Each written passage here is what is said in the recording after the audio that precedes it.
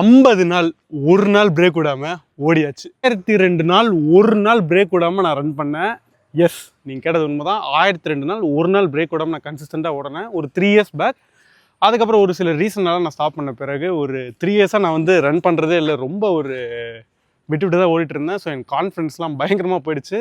So அந்த ரீசனால தான் ஒரு 50 டேஸ் நம்ம வந்து ரெகுலராக ஓடுவோம் அப்படின்ட்டு இந்த 50 டேஸ் ஸ்ட்ரீக் நான் ஸ்டார்ட் பண்ணேன். ஸ்டார்ட் பண்ணும்போது என் மைண்டில் என்ன கிளியராக இருந்ததுன்னா, கபிலா எந்த ஒரு கிலோமீட்டர்லாம் வச்சுக்கக்கூடாது, எந்த பிளானாக இருக்கக்கூடாது. உன்னோட ஒரே கோல் 50 நாள் டெய்லி ஓடணும். ஸோ அப்படி தான் வந்து டே 1 வந்து ஒரு 2 கிலோமீட்டர் 1 கிலோமீட்டர் பண்ணி ஸ்டார்ட் பண்ணேன்.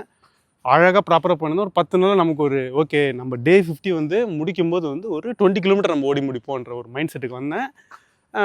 டே 30 எனக்கு ரொம்ப சூப்பராக போச்சு. ப்ராப்பராக பிளான் மெயின்டைன் பண்ணி அழகாக போயிட்டு இருந்தது. ஒரு 6-7 கிலோமீட்டர் வந்து ரீச் ஆகும்போது பார்த்திங்கன்னா டப்பு நமக்கு ஆங்கிள் ஒரு மாதிரி ட்விஸ்ட் ஆகிட்டு வலி வர ஆரம்பிச்சிருச்சு.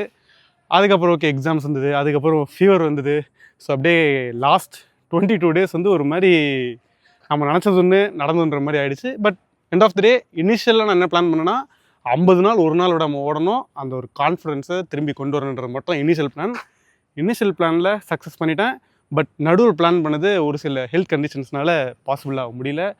நாளைக்கு ஓடுறதுக்கு எனக்கு ஹெல்த் ஃபுல்லாகவே பக்காவாக இருக்குது. இருந்தாலும் நான் ஓட மாட்டேன். நாளைக்கு நான் ரெஸ்ட் தான் எடுக்க போகிறேன். ஸ்ட்ரீக் பிரேக் ஆகட்டும், இந்த ஸ்ட்ரீக் வேணாம்.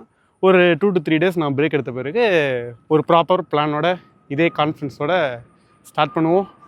Let's go and let's get it. இன்னொரு டே 50 கம்ப்ளீட்டட்.